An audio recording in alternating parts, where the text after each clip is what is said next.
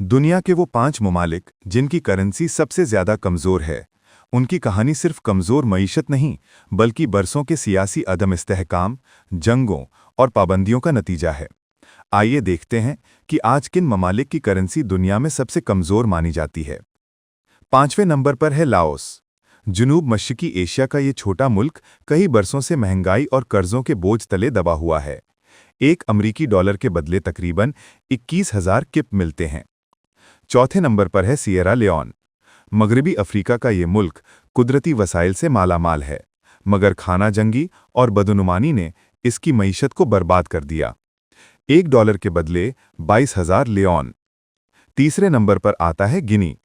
यहाँ एक अमरीकी डॉलर की कीमत तकरीबन 8,600 फ्रैंक है। सोना, हीरा और काने होने के बावजूद गिनी का माली निज़ाम कमज़ोर तरीन है। दूसरे नंबर पर है वियतनाम। यहाँ $1 के बदले 25,000 डोंग मिलते हैं। कमज़ोर करेंसी के बावजूद वियतनाम अपनी बरामदात से अब भी मईशत को सहारा दिए हुए है। और पहले नंबर पर है ईरान।